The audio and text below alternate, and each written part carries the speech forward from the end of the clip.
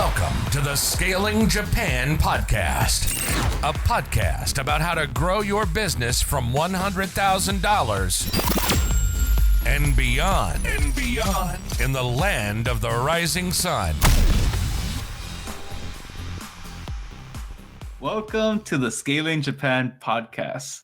I'm your host, Tyson Batino, and on today's episode, we have Yan Fan. It's so great to have you, Yan, and could you please introduce yourself? Yeah, thanks for having me on. So I moved to Japan about 7 years ago to start Code Chrysalis. My background, I studied economics and Arabic, and if we want to go that far back, in college, and worked in commodities a little bit. I hated that and ended up switching into software engineering and moved to San Francisco and did a boot camp. Back when coding boot camps were brand new, like no one knew really what they were. It wasn't, like they were everywhere back in 2014-ish. So I was an early adopter of coding boot camps and it worked for me. I ended up getting a job at a machine learning startup in San Francisco and was always really interested in education and whatnot. And so while working in San Francisco, I'd also started my first coding boot camp, which was in the Middle East, like during that whole refugee crisis coming out of Syria. About a year later, ended up quitting, moving to Japan, started Code Chrysalis. And now it's been about 6.5 years that we've been running. The company has changed quite a bit, and it's also grown a lot. So happy to talk about that and dive into all the tears and pain that went into creating it. So this is going to be fun because I remember probably around in the first 3 months you started, I think, Code Chrysalis, I was aware of it. And to see it grow to, getting investment, scaling the team, first, seeing a lot of you and Connie, then I was like, oh, now you have staff to take over. Yeah, I was able to see the journey. Cool. So I guess, please just let us know a little bit about Code Chrysalis. Yeah, so Code Chrysalis is getting harder to describe, but I think that the best way to understand it is we started out as your typical coding boot camp, and we were only in Japan. The whole purpose was to kind of bring this whole more Silicon Valley-esque approach to Japan, because we certainly noticed, and as someone who worked as a software engineer in San Francisco, coming to Japan, I noticed that there was definitely a difference between the Silicon Valley concept of a junior engineer and what Japan thought of as a junior engineer. So we were really trying to bring that Silicon Valley standard over to Japan. And so we started a coding boot camp teaching only in English at the time. And then over the years pivoted into doing more corporate training. And so now I would say the company is 99% corporate training. And we do have a small, traditional coding boot camp, for consumers that's still around. So I actually remembered your marketing branding, which was, it was the Silicon Valley education in Japan. And even though I had no intention of learning to code, I actually could repeat your slogan. Oh, cool. So, thanks. Because I had no idea what I was doing. So I'm glad it resonated. I wouldn't say I had no idea what I was doing, but, it's just when you're starting a company, there are just so many unknowns. And so oftentimes I'm just, workshopped it and was like, this seems like it'll make sense. So thank you. so never told you that, but I did remember. So we're going to cover several of the stages you went through scaling Code Chrysalis. I did want to provide some context before we dive in. And I guess my next question would be, what was your special sauce or competitive advantage? Yeah, I think special sauce is more or less the same. I think when I started the company, soft skills were not talked about very much as being a necessary thing in the Japanese market. And for me, as someone who did that career change, I knew that having that extra bit of work experience in another field was actually a benefit for me as a software engineer rather than it being detrimental. And so when we started Code Chrysalis, I was basically one of the main instructors, and I was seeing these people wanting to either make a career change or in some case, like getting a promotion at work or getting into a better company. And I think a big part of what they were missing was that graduation success component, that job hunting success component of being able to identify what talents or what strengths that they are bringing, being able to clearly communicate, not just clearly communicate, but like understand their previous experience. Because I think there were a lot of people, and I'm sure, Tyson, you've come across, like, in Japan, there's a lot of English teachers here that really don't like English teaching and want to get out of it. And like they're bringing that kind of negative, pessimistic energy into their job hunt. And so really wanted to undo that. I think you can get value out of even the jobs that you really dislike. And in fact, like for me, I've had jobs that I've hated, but then looking back, I've been really thankful for that experience. So I think it's understanding that. And then also just really like mindset changes, right? So having that idea, like having a growth mindset. And I think those things are just so essential as a software engineer. Growth mindset, for example, because you're always, as an engineer, like your job is basically to figure out what other people can't figure out, right? And so if you're getting down because you keep getting error messages or you just don't know what you're doing or whatnot, it's like having that confidence or maybe even being able to quiet yourself and figure out what those next steps need to be and thinking a bit more positively, I guess, or just like reframing how you frame things, you can like make progress. So I we wanted to combine that. And then also just our instructors are awesome. Like,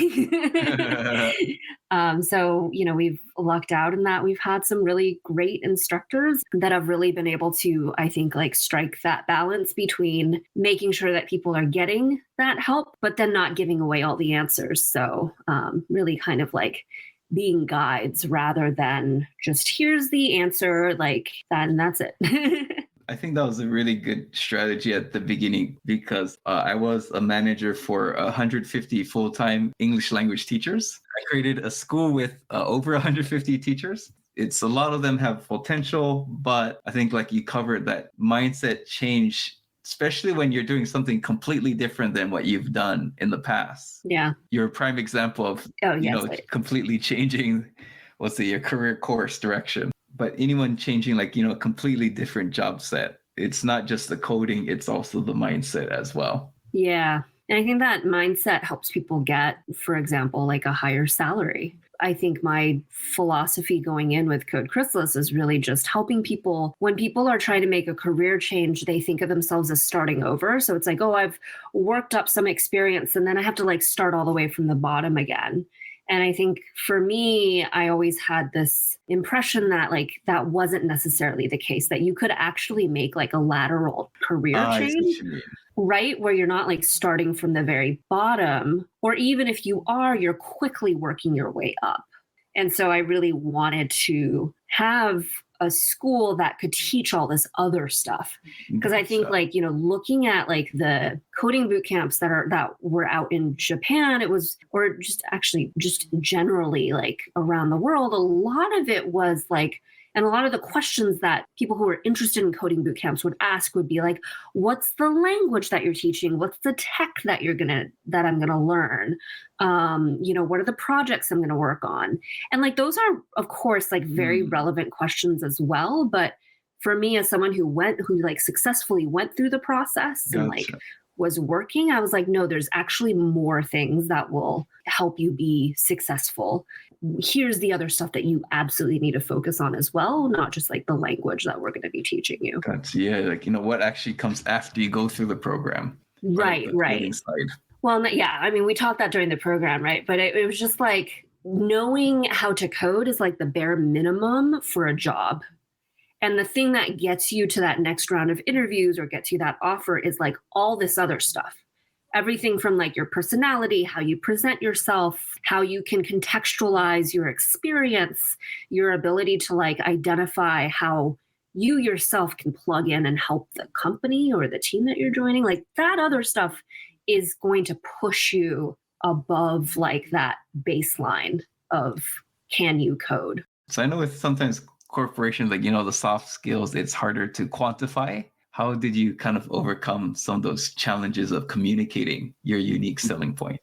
I still don't think like I was particularly successful in doing it, because it's not just like communicating that. It's also like, I mean, our program is pretty high priced, our consumer program. Our corporate program is as well, but like for the consumer side, we are the most expensive coding boot camp in Japan.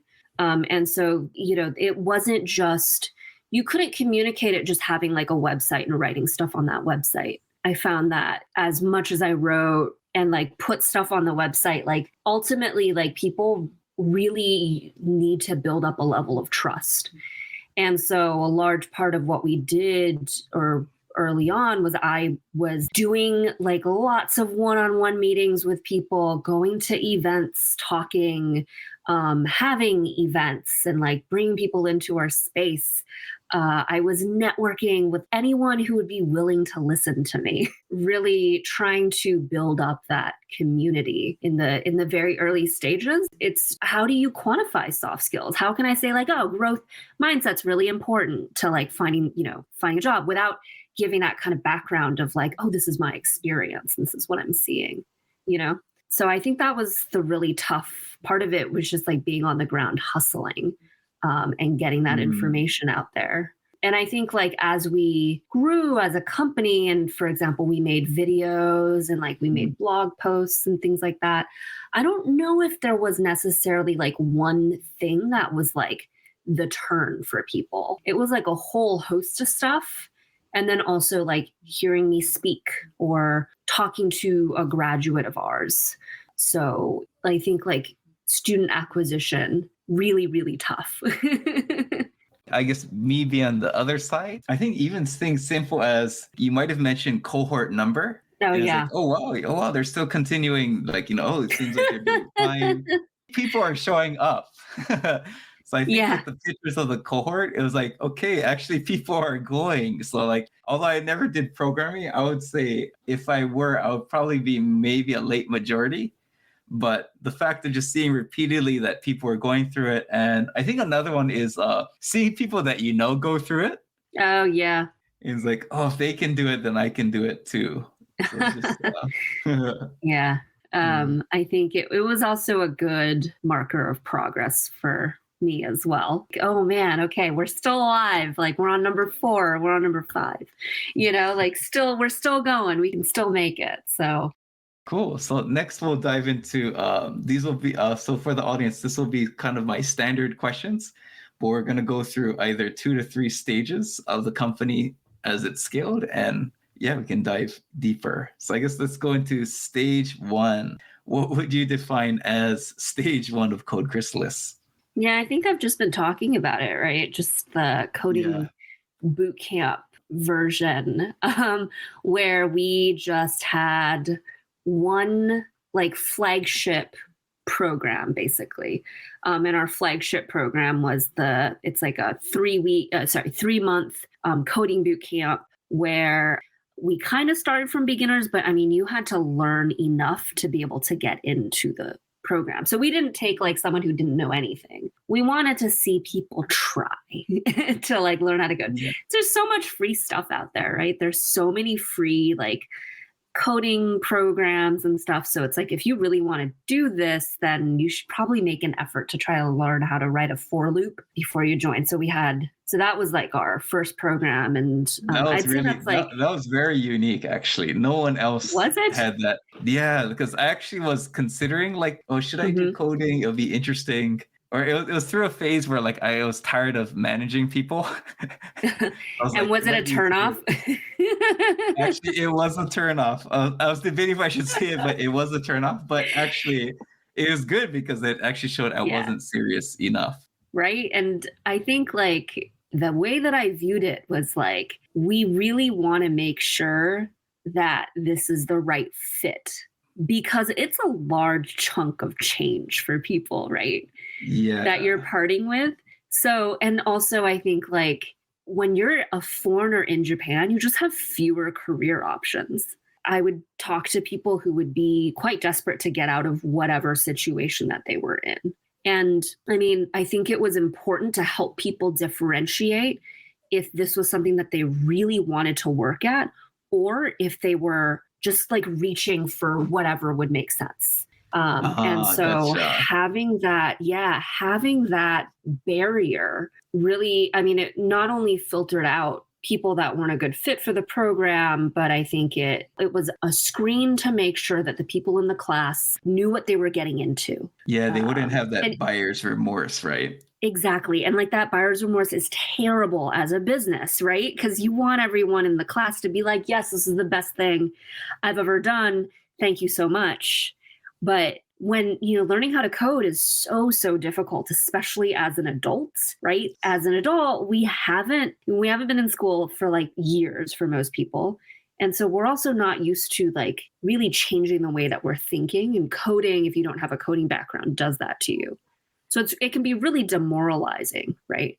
And when you're in that kind of very demoralized state and you are doing something that you realize that you dislike, there's very obvious, like a lot of people are going to blame us, as the business, when the real situation is like, it's just really hard. So I think it was also helpful for us. I mean, it mostly worked. Like there were people who made it through that screening process, but luckily it cut down on that significantly. And yeah, you don't want to wire over 1.3 million yen. Yeah. And then like 2 weeks into the program be like, oh, what is this? I hate functions. Like that's bad. It's like bad for everyone. It's bad for the student. It's bad for us as a business. And then it's also just really bad for the classmates. Because if you're like if you're in the ditches, like you want to make sure that everyone gambateing hard with you in those ditches. And it can be really demoralizing seeing a classmate give up. Yeah, screening. Yeah, no, I actually would consider this a keen insight for, stage one, just providing a good service. Also, just like we needed to make sure that the first few graduates coming out of our program, like those first classes, were home runs, that we could point at people and be like, look, you can be that. That was also a big thing. Like we needed to make sure that we could build a strong reputation, and outcomes of our students is like number one. And did you promote that pretty heavily after the first, second bat, or like when they got jobs, or how did you communicate the success? Not well. And I think not well because it was just such a scrappy operation, right? So, I think like we didn't really have like a professional photographer posting on Instagram or like Facebook or whatever. Like that was me, like taking a photo with my phone. Actually, I'm curious, what were your roles in the beginning? I think for people who haven't founded a company, it might be interesting to hear, like, what were the hats that you had to wear? It's like you have to make the curriculum. So I basically I oversaw the making of the curriculum. There were like some people that helped me out. I just didn't have time to do it all. I was teaching.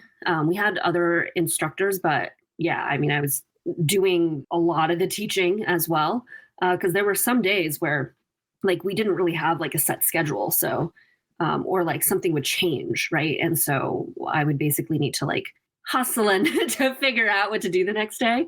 I was doing all the marketing. I was doing events, running events. I looked back on our meetup.com information and crunched it like a few years ago. And I think in the first year or two of running Code Chrysalis, we were averaging something like 2.5 events per week.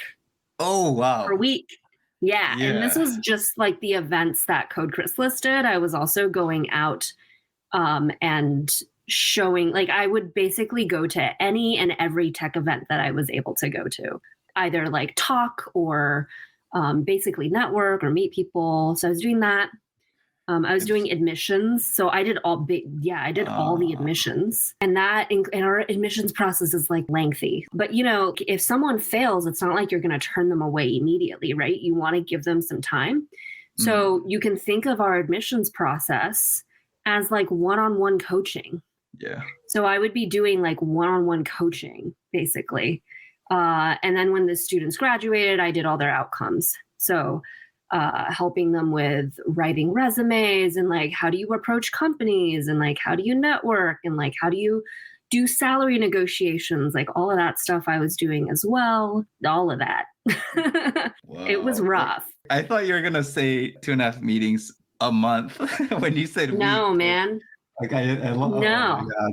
I'm actually experiencing physical pain thinking of physical and emotional pain thinking of having to do 2.5 weeks plus joining other events plus doing all these. I mean, I was out like 5 to 6 days a week. And then on top of that, after the event, I would need to come home and then I would be prepping for the next day or answering emails or whatever. So I'd like wake up, do a lecture, help students with their stuff, and then do a bunch of like admissions interviews, answer emails, and start prepping for an event that night, do the event, wrap up that event, start emailing all the people who came to the event, adding people on LinkedIn or like, it was rough. And like rinse and repeat for a year plus. How many hours a week do you think you're working? Oh, I saw my husband very little. Had like no weekends because on weekends you're like trying to catch up with everything, right? Yeah, it was really, really rough. I was definitely working more than 12 hours a day, like way more than that. I can imagine it. I've been through it, and I have felt that emotional, like really hard. But no, thank you for sharing. Let's say, I think this will be useful for the people who are kind of starting out and want to do events. Yeah, I think this will be very useful. So thank you for sharing. Well, that's the only reason one of the only reasons we were able to get some recognition that fast, right? People were starting to kind of know who we were. And I mean, I credit a lot of that to just all the events. Luckily, the one thing that we had, the one advantage that we had when we started was we had space. We had one angel investor. So it was me, my co-founder, and then we had one angel investor. We all each of us put in $50,000 into the business. But the angel investor was like, hey, I've got this space in Moto Azabu, and the company's still there. And it's like a co-working space. It was a co-working space that we were in at the time. So there were a bunch of other companies there. And so we had like our own little office.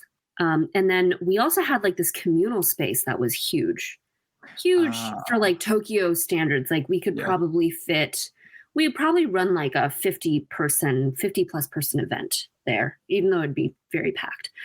So we had this space. And as you know, space is such a luxury in Tokyo. And so one of the strategies that I had was just connecting with all of these other meetups and event organizers and being like, hey, you guys need space? Do you guys want to do something at Code Chrysalis? Right? Nice. Just basically not discriminating as well. So they didn't have to be tech related. I think my like intention going in was really like, tech is in everything and it's useful for everything. So you could be like in an environmental group, but if you have it at our space, like I think that'd be really cool because maybe the techies that go to Code Chrysalis and are attracted to Code Chrysalis can get together with the environmentalists and like make something together, right? So it's always good to kind of share that expertise because the non-technical affinity groups in Tokyo always wanted to do stuff, but they didn't have a lot of those skills that they needed. And then the engineer types who would be coming to our events were oftentimes like looking for something else that they could like be involved in. So I really loved that. Like I was like, oh, this is like how innovation gets started. Like people sharing their passions and like finding how their skills might match up with each other. Yeah, no, that's really cool. And yeah, actually, I did want to dive deeper too, because I think you leverage community really well. And I think that was a pretty good example of building a community. But did you have any other unique insights for like community at that stage?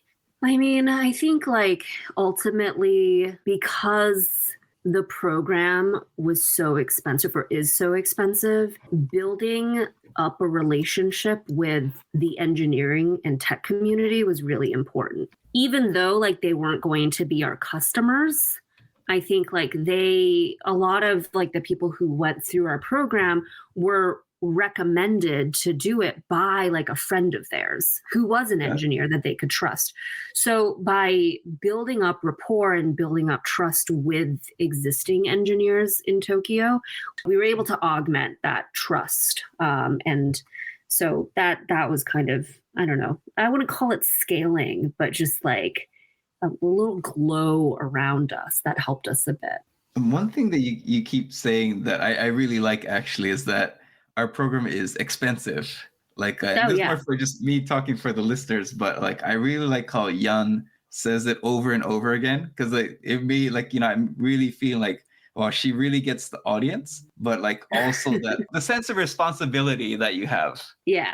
It's not like we're Hermes and we're targeting high income people, right? You know, the people who typically go through our program are like people who want to get that higher income. There's a lot of hope. There's a lot of like dreams that are placed upon us, right, by people. And I mean, it's expensive running our program. It's a tough program to run, but like we're kind of in this together. That sort of feeling, I think, was really strong, especially in those first few years. Yes, you are a client of ours, but like we're in the ditches with you as well. Like, you know, as you're like trying to figure out your life, we're doing our best to help you. It is kind of tie hand for you, but I love, let's say, that love and care for the customer. Hello, listeners. I'm excited to announce my live cohort course to help you increase your sales in Japan. Many foreigners struggle to turn first meetings into second meetings because they lack a sales pamphlet that follows the standard format in Japan. Even if you have a good first meeting, your internal contact will hand over your current sales pamphlet to the decision maker, and they'll take one look and say, they don't get Japan. My live 4-session cohort course will teach you how to make a sales pamphlet in English using the standard format in Japan. You will receive a sales pamphlet template, more than 10 examples from Japanese companies, and a lot of feedback, so you can end the course with a sales pamphlet that gets more meetings and therefore more sales. Getting one extra deal will more than pay off the course, so joining is a no-brainer. You can find more details of the course at scalingyourcompany.com/sales pamphlet. And we'll have a link in the show notes. So I guess my last question for stage one would be, how did you have to adapt your personality and business style for this stage? People are shocked to find out that I am not naturally outgoing or very extroverted. Because like that was basically all I did. I grew up on stage in many ways. Like I was a dancer all through my childhood and was frequently like performing. I wasn't like a theater kid, although I did do some theater, but I was like a dance kid. And I was also like doing like emceeing work like during performances and stuff. And so I think I learned from all of that, like how to put on a particular like entertainment face.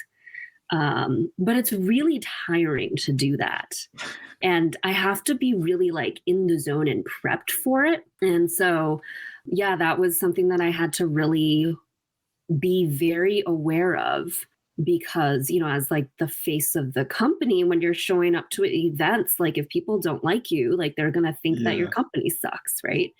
And so like there have definitely been moments where I was just so exhausted that I did not put on that performance face and came across as like my natural self, which is very awkward. And so I think just like being really aware, I was really aware of kind of like how it was coming across, I think, because it's like such a stark contrast if I'm not on and I'm just like my normal self. I'm like very quiet. I am not maybe as smiley. And it's not because I'm unhappy. It's just like, that's just how I normally am. I'm like a lot more serious of a person naturally. And I think in your case too, like, you know, in some cases you actually had to pretty much do like therapy for people as well. Oh, for coaching. that's such a big part. Sometimes they'd go for like, I tried to limit them to like half an hour, but sometimes they'd go longer just because these people that were, they were just like sharing everything with me. And so there's also that like emotional burden of just like hearing all this stuff all the time. And yeah, it was exhausting. I'm also an introvert who people sometimes thinks is extroverted because of the amount of public appearances and speeches I do. I totally get it. I think for the listeners who are introverts, you have to do it.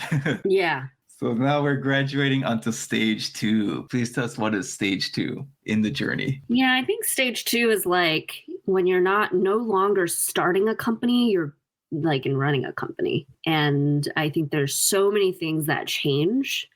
And I don't think I was very good at identifying those things just because you're in the thick of it. And it's not like there's a clear marker in the sand for you where you're like, oh, the company's up and running, and now you're not starting a company, you're running a company. I don't remember quite when that change happened, when I like made that switch from saying, oh, I'm starting a business in Tokyo to being like, I'm running a business in Tokyo.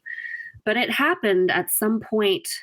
I think that second stage is really, it's anytime you feel like you're like understanding what's going on, any progress that you make causes absolute chaos and you have to readapt. So there's never, if you're feeling comfortable, it means that you're not doing very much, I think, is how I kind of understand it. Or you're not growing as fast as you probably could, right? Yeah. And so I think that second stage is really, and Code Chrysalis is still going through it. It's just like the growth of product lines and classes, and also just like being a complete noob, like yourself as an entrepreneur, but also now as someone managing this company, right? As like an executive in this company. And so it's just it's kind of like going through puberty. Like nothing fits. You kind of resemble what you looked like before, but just in like a weird way. And you're not quite sure what the future brings. Like companies are so much like people, right? So that's like that second stage. When did you kind of start noticing that like, oh, we're like actually a company now? When we started doing team building. This was before we had HR, and God, I wish we'd gotten HR so much earlier. But yeah, we started doing team building stuff, and we'd hire another person to come out and do team building activities with us. Yeah. Like it was like legit team building. Like we did one with taiko drumming, where we had like all of our staff do like this taiko drumming thing that like was like a team building activity exercise. What was the catalyst for starting the team building activity? Or was it like it just popped out at random, or? No, it was just making sure we all took a step back and got to know each other outside of like just a work context, right? And yeah, with a small company, it's just very chaotic. So you're just constantly thinking about work, especially for me. I mean, at that point, I was still working crazy hours, right? And so I think it's just pulling yourself out of that like work mindset and being like, oh yeah, you're working around humans as well. And just also understanding where they're coming from as well. And yeah, being able to work better with other people. And how was the response from the team in regards to the team building activities? Oh, I think it was good. But I mean, team building is just like one thing, right? It was like an easy thing to do. I think the harder stuff of like understanding how to shape culture and kind of understanding, how to manage teams and stuff, that definitely came later for me. It's like you see the improvements from that first year where you're doing everything, because now there's people helping you. But there's still that kind of like no end in sight feeling. Because you're like, all right, we have people helping us. Why am I still drowning? Right? Yes. A very common theme of running a business in Japan, especially one that like not a common thing. Like I would say, like, if you're running a sushi restaurant in Japan, like you're probably not going to have this issue. But for me, like for us, it was everything is constantly new and everyone is new. So I don't think we had people who had like done their job that they were hired for before, or like there were very few people like that on the team. Most of the time it was like, here's this job and this person doing this job, that's their first time doing that particular job. And it's also my first time doing whatever job I'm doing, right? Whether it's like being the COO or the CTO or like running this or running that, that's also my first time. So we're just like a bunch of beginners. And I think that's like the second stage. I think, yes, I think that is a perfect summary of what the second stage is. Yeah. What always I felt was so funny was people looking to me for like all the answers. And me, I'm just like being like, probably this. But, it's very rare that you find someone who's like, oh, I've experienced this before. Let's do that. Most people are often like, maybe let's try this or maybe let's try that, Yeah, I really loved how you described that, because for me, that's what a startup is. It's you're doing something, maybe it hasn't been done in the way you did it before. And so you really are starting up something new. And I think for those who haven't done a startup, the way you described it was they can feel your emotion. Cool. So I think, yeah, that is, I think one of the challenges, doing things for the first time. But what were some other challenges? Yeah, I don't know. It's just an awkward growth stage. I think there was so much I didn't know back then. Because that was my first time like really managing a team, right? And not only are you managing a team, you're managing a team on top of like managing this company and figuring that out. And so, yeah, just really getting spread really, really thin, but in a different way, because now like you're getting spread thin because like you've got to find people to delegate things to. And you're also learning how to delegate and how to delegate well and like how to read people and understand people and if they're the right fit to delegate that thing to. And because you have more people, you also need to create time for yourself to think about what you're going to utilize these people to do. So it's like you yourself have very particular deadlines that you have to hit. You're like an individual contributor on top of being a manager, on top of like being an executive in this company. And so I think that just feels really rough. And I made this term up much later, but I call it granularity switching. And I actually gave a talk about it last year. But you know how there's context switching? You do a lot of context switching in the first stage of the company where, like for me, I was going from like teaching to admissions to marketing and, et cetera, et cetera. But I'm just changing tasks, right? And yeah, there were other people on our team and we had like 3 employees at the time. But for the most part, like I'm the one executing all of those things, right? In the second stage, your team is growing. And so your roles, you're not just context switching, but you're also granularity switching in terms of where you are in that company and kind of what level you're working on. So sometimes you'll be working as an IC. Like I would still be posting to social media. And that's like one example. Or like I'd still need to give like lectures here and there. And sometimes you are also working as a manager where you're trying to figure out how to give people feedback and like helping people with their own careers within your company, giving people goals, like trying to figure out how to delegate things to them, coaching them, et cetera. And then you're also an executive at the company, figuring out direction, figuring out like general strategy.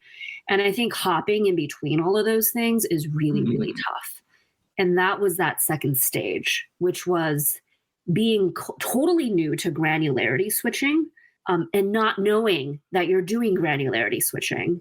That was tough. Now looking back on it, I was like, that's why I was so friggin' tired still, even though I had more people helping me out. It was because it required me to really change the way that I was thinking and how I was relating to people, like all the time.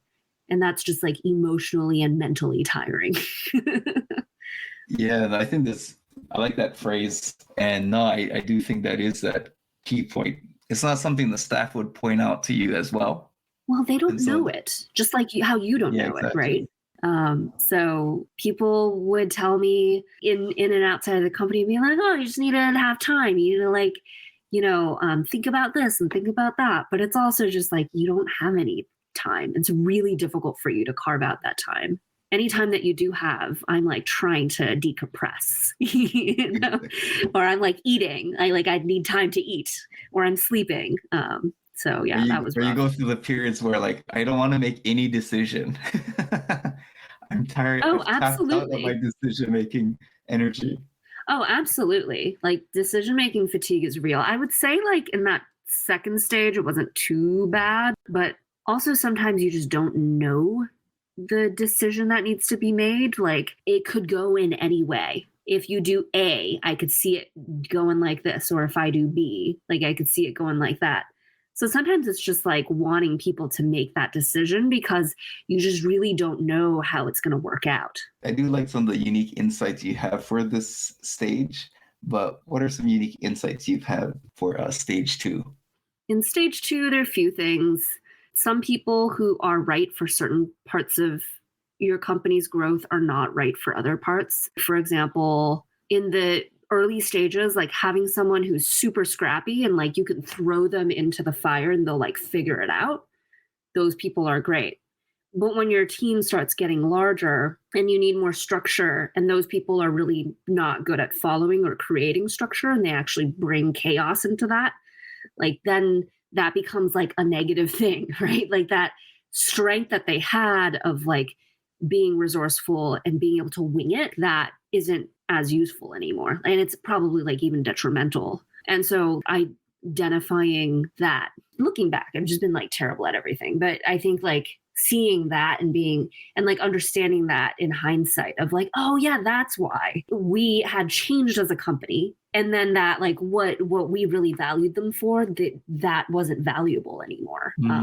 Like looking back now, I was like, oh yeah, that makes sense, right? But I think like not being like super aware of it at the time because you're just dead yourself, and not being able to have that time to really think about that person's strengths and where that person might be placed. So it's also kind of challenging too because this person is like they're kind of like your war buddy in a way. Like you were in the trenches together. Yeah. And so you would like them to come with you to the next stage. Yeah, I would say like management of people was by far the most difficult thing to do because everyone is just so different.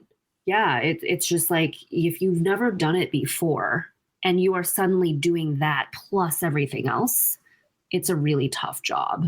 Yeah, I mean, I remember, getting management advice from like my co-founder or like from friends who got management experience in like a company and realizing like, oh man, that's just like a walk in the park compared to this, because like in a company, you've got people helping you. Like you don't need to decide on company direction. Oftentimes you don't even need to decide on like particular goals, right? Like high level goals. You're getting it from like your VP who's giving it to your senior manager who's like giving it to you. And all you get to do for the most part is like manage. But like when you're running a company, it's like you got to do all that without any of the support, without getting given any of the stuff. And you're doing like a billion other things. So that was just rough. I think also there's a lot of superficial stuff in Japan in particular that make you feel like you're making progress when you're really not. Please elaborate. Yeah, I don't want to piss anyone off and I've also like participated in these because, at the end of the day, like you got to dress up or like have a free meal or like, get some press attention or whatever. But yeah, I think it's like really easy to get attention in Japan just because there's not a lot going on. So, and that's why you get like all these like fun fluff pieces coming out of Japan, right? Like the Shiba Inu who like mans a little booth. But yeah, there's a lot of events like that. They can be fun, but they can also kind of throw you off if you're not aware of it. They can make you feel really good. And I think I was always lucky to have my husband and to also have like worked outside of Japan to like kind of ground me for things like that. Cause like people make a big deal out of something that would be not that lauded, I think, in the US. So I think that, accelerator programs, award type things, like events, all of this stuff, very superficial. Just be careful of that. No, I definitely agree that there's a lot of things like that. Or also, it's kind of hard too. I think a lot of times, a lot of foreigners, they misinterpret a Japanese person trying to preserve the harmony as implicit agreement as well. Right. Thank you for listening to this episode of Scaling Japan. In addition to serving as your fine host, I also provide advisory and coaching services to business owners who want to 2x, 5x, and even 10x their business.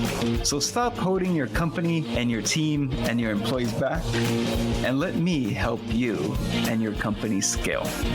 Find more information at scalingyourcompany.com. Now back to the episode. Now I think we're ready to move on to stage 3, which was, I think, pivoting to corporate training. I guess what was kind of the catalyst to switch to corporate training? I mean, we had always been interested in corporate training, but it was a matter of like, how do you break into that? And that happened for us in, I think, 2018, 2019. With our first like real corporate client, which was Mercari. I think we knew that corporate training would be just a much better business space to be in. Like we have the luck of foresight, or, you know, because the US boot camp scene is so much further ahead. They're kind of like, it's like we have a view into the future, right? And so by 2018, like after, 1 or 2 years of being in operation, like we knew that the boot camp scene in the US was kind of tapering off, like it was having its like dips and stuff, and a lot more competition, higher student acquisition costs, things like that. So that was on the horizon. And there's also just like difficulty in scaling a consumer program like a coding bootcamp because it's so high touch. High touch as in like it requires a lot of emotional and focus from staff and from the business itself, because you're just so enmeshed with the students' lives, right? And it's such a like for the student, like a big investment, and you're kind of expected to give them that return that they're looking for. So it's a really tough business to scale. Generally, the larger that you get, the lower the quality drops, right? For graduates. And it's really, really difficult to keep that high. Difficult for both external reasons that you can't really control. So for example, layoffs happening in the tech scene, right? But there's also a bit of cannibalization. So the larger we grow our classes, the more competition we are actually introducing into the market, which means that we basically like, if we do really well in terms of filling our classes, we also flood the market, so there's a bit of cannibalization like that. And so on the corporate side, you don't really have that, right? Because you're not training corporate employees up to go and flood the job market, right? They already have jobs. And it's also more of like a returning customer. Like you can actually retain your clients. With the consumer side, it's kind of one and done, right? Like they do your program and they go off, which is fine, but it is really expensive to just continuously look for new people. Right. And like you said, that if the customer acquisition cost is just getting higher and higher, and it gets harder and harder to get. Yeah, there were just tons of reasons. Customer acquisition. Oh man, I remember, what was it? Looking up, or like someone who was helping us with marketing looked up like what the Japanese boot camps were spending on Google ads, and it was something insane, like 5 million yen a month or something like that. Yeah. Gotcha. No way we could compete with that, right? Because they're also doing it at scale. So the quality might not be as good, but their whole purpose is just to get as many people in. Yeah. So they're able to like spend that much on digital marketing, whereas like we had this like stupid business structure of like being really picky about our customers. I mean, it's not stupid, right? Like that's like what I really love about the business that we have, which is high quality, but it also means that we're sacrificing, being able to have really big classes, right? That's what And we're sacrificing. I know what companies you're referring to, and I could definitely see the factory model. Yeah, I mean, they're also targeting a more broadly like reachable demographic than we are. Their programs are lower in price and they're shorter in length. Yeah, it's just like we're also targeting different customers in some ways. Yeah, so we're seeing all this happen, and we get this corporate deal going, and so we dive right into it. And that was that was basically the start where we realized that we could do this for a large, famous Japanese company. That really, I think, gave us the confidence to head on in. No, thanks for sharing that. Yeah, that customer acquisition cost, and it's like you're always battling it. But I guess the beauty of especially B2B in Japan is, once you're in, you're really in. Pivoting to corporate training, but what were some of the challenges you faced? Oh man, so many. I mean, I think in that third stage, just like learning how to operate such a much larger organization, right? It's much harder to get focus, to get direction.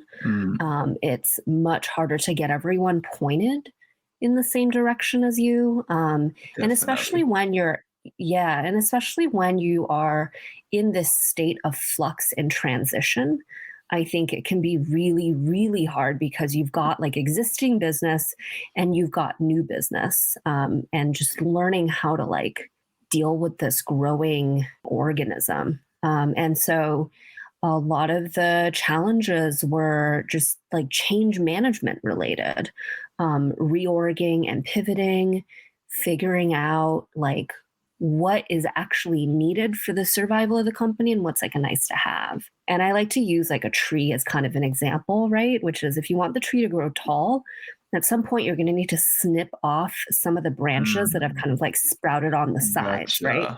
So you have to snip those living branches off to cater to like getting the tree to actually grow taller, right? I think that's a great analogy because there is a finite amount of time and I'd say energy. Yeah, especially when you're like not a really big organization, right? Big organizations, you can like be running small projects here and there, like trying things out, right? But when you're a small-ish company, like when you're 30, 40 people, it's like a lot harder you don't want to spread the company too thin.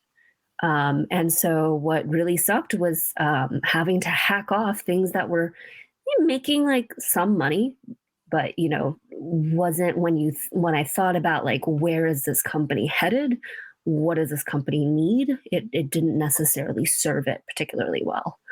So yeah, there was a lot of chopping of branches, killing of programs that we had. So at that point we had a Japanese language version of our immersive boot camp. We had like Japanese language versions of basically all of our consumer programs. And we had like multiple consumer programs. We had like a beginner one. We had, our flagship. We had a like asynchronous online video series, stuff like that. And then also like different variations. So like for our beginner program, it was like different schedules. So you could take like schedule A or schedule B, so it was really like pruning all of those things.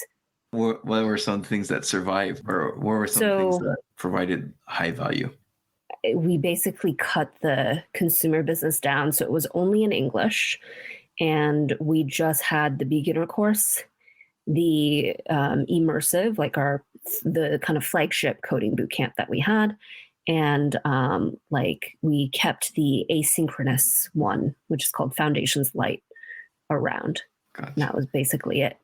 I think that's when you get to that point, like 30, 40 people, let's see, or at least in my case, my test was if I ask each person what the focus is, and if they all give different answers, then Yeah, it's like, that's a okay, problem.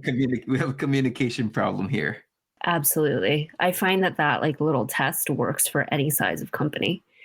And, like I think if I had asked that to staff, like at the beginning versus, when we were making this pivot, the answers would have been probably very, very different. Actually, I guarantee they would have been very, very different. I think like in running Code Chrysalis, I've come up with or like decided on the things that I like to see, and the things that I like businesses to be, the culture, how it should run, the kind of discipline that it needs, et cetera. And this is definitely one of them. Like do one thing and do it really, really well. Sort of my philosophy now. Of that. I'm also kind of changing my mind on that point. I'll say definitely for B2C, but yeah, definitely if you're doing B2B, just doing that one thing really, really, really well will kind of set you up for a good growth. Yeah. And it's really difficult to do that in Japan. Specifically, I would say in Japan and on both sides. And that was something that I kind of experienced and learned, which is it's so easy to get pulled in so many directions in Japan because there are so many opportunities. Like there are just so many potential holes that you can fill. I think this is a great point. Yeah. So it's really easy for people to point at stuff or for you to even identify like, oh, this is a problem. But not all problems are there for you that are going to be good for your business, right? Not all problems are there for you to solve. And it can be really easy to do that. I would say like in running a business in Japan, there are so many of these like potholes that you can run into. I think I brought up one earlier, which was like, there's all of these like superficial events and networking things and like attention. That's a pothole. You will be getting a lot of advice from people who have no experience in what you're going through. And I find that a lot of advice in Japan is like, why don't you do a partnership with this company or that company and like partnerships that feel like you're making progress, but you're not, and those partnerships often will pull you into like another direction that you weren't intending on going. Yes, really, really good point. Yeah. And then on the B2B side, oh man, the potholes are also numerous because just of like the nature of doing business in Japan, and the expectations of companies, like they expect a kind of like more customized, more like, yes, like they expect like a red carpet treatment where you're doing like specific customizations for them. So I find that a lot of like companies that want to be SaaS companies end up being more like agencies. Like they kind of have a thing that they're selling, like a product that they're selling, but they spend most, if not all of their time doing customized builds for their clients. Yes. It's And very, very common. Very common, yeah. So instead of building, like this is why I think Japan has not come out with a solid SaaS product that's like taken the world by storm. And it's because companies don't get to work on their core product. They're working on making like this idea of a product work for whatever customers that they have. There's just so many pitfalls. And so I think like running a company in Japan requires a really strong level of conviction that like what you are doing is correct. And I think like also having a different mindset in terms of risk taking. So a lot of people think risk taking is like, all right, we're going to take a risk on like introducing this business idea or this product, right? But I think that's not always the right risk to take because there's also the risk of not going down that route of saying, thank you so much for the potential to be making that amount of money, but I understand that I want to grow the company in this direction. And while we can go in that direction that you want us to go, it's not going to serve our company very well. And having that conviction to like say no to money and like potential business opportunities, because you know that there's something down the line that is much, much bigger. And you want to have that conviction and that belief that like that's the direction that you're headed. I think that's keen advice, because the other challenge that companies have too is like, as a result of talking to too many Japanese companies, they just get too much product bloat. Mm-hmm. And Yeah. I think kind of like what you said back to your story is like, let's say you're a tree with a limited amount of energy. Do you focus on the bigger branches or these other tinier branches? Having that conviction and kind of knowing this is the right direction and just nipping those, let's say, not creating that bloat. I think like the company, I mean, running any company, you go through phases of bloat and phases of like pruning, right? And I think that's fine, because that bloating process can also be useful, right? In terms of understanding, in terms of helping you get to the next level as well that your company needs to get at. But going through that pruning process, I think is so important. I agree with that too, because I mean, when you create that bloat, at least you do a lot of growth experiments. Mm-hmm. You can test all these things out. And I guess when you have to convince more people internally, you at least have done more experiments that you could say like it doesn't work as well.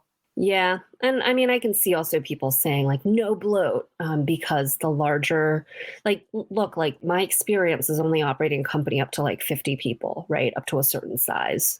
And size can be lots of stuff, but I'm going to use people because I think people make up companies, and like dealing with people is like the most like complicated part of the company. So, I only have experience up to that. So I wouldn't be surprised if bloat, above that 50 number ends up being like way more difficult to prune, because I had to prune at like 30 people and it was really tough. But, the larger that you get, the more you have to put into making sure that everyone is aligned and going in the right direction. So I wouldn't be surprised if people with a lot more experience than me are like, no, do not bloat. Do not even like allow yourself to bloat when you get up to a certain size, right? Just because it's so painful to undo it. We're seeing kind of the overlaps, or like at least in Silicon Valley right now, like Facebook. Oh, yeah. They all went through the pruning process recently, right? Yeah. And now it's painful. I mean, at Google size, I mean, they could just outsource it to the HR department. But, at smaller sizes, like our sizes, it's people we've met and known and maybe even hired ourselves. Sure. But I mean, even, I think it's like a little naive to say you can just give it up to the HR department, because regardless, you are still dealing with the after effects, right? So like the heads of Google and Facebook and all of these other companies are still feeling the consequences of having allowed that bloat to happen and then going through that pruning process. And that's going to be, maybe they're not feeling it directly because they're not saying, they're not like the ones sending out the emails and like preparing the documents, but it's coming back to, I truly believe that it comes back around, right? They do feel that pain. I guess my last question would be, in this stage, like, what have you had to do to kind of like adapt yourself to evolve? In that last stage, it was really getting that personal growth and that help, whether it was through coaches or like using a coach and realizing they were bad, and going through that process of like learning. I read so much, so many books. And I think it was also really useful to actually go and seek out help in the form of mentors. I never really had mentors in my life. I didn't understand how that relationship really worked. I don't know. It's just like I feel like I'm like an awkward person. So I really didn't know how to navigate that relationship. But I managed to figure it out, read about it, got put in touch with a few really great mentors who were able to listen to me, advocate, to be like a sounding board and to share their own experiences of like whatever I was going through. Just some great mentors to just bounce ideas off of, and I don't want to say advice, but like get info from. Yeah. And sometimes I think kind of getting that validation as well. 'Cause I think one thing you mentioned, like, it's Absolutely. tough to know if you're right or wrong. Oh, so hard. Thanks for bringing that up. Yes, that was another big thing that the mentors helped me with, because I think like in running a business, your confidence gets so battered. The larger your business gets, the like it's like that whack-a-mole game, like you whack one and like three others show up, right? And so you feel like you're just always dealing with something and having to make decisions of whether you want to feel pain now or whether you want to delay it for later. Like Ooh, yes, sometimes you like yes, a yes. choice between A and B, and you're like, well, I just really don't have the energy to like B might be a better thing to choose long term. But like right now, I have to choose A because I do not have the bandwidth at all to deal with the hell that choice B is going to initially raise me. So there's that. And always like the self doubt. And I think mentors are really great in terms of helping you just like rationalize through that and think through those processes and help you understand like the journey that you take. Cool. Yeah, no, thank you for sharing your journey with us and kind of like the transitional phases. And yeah, I think especially, let's say, the knowledge and experience gained through blood, sweat, and tears. Yeah, more tears and sweat than blood, thankfully. Yeah, thank God. Thank you for having me. It was a pleasure.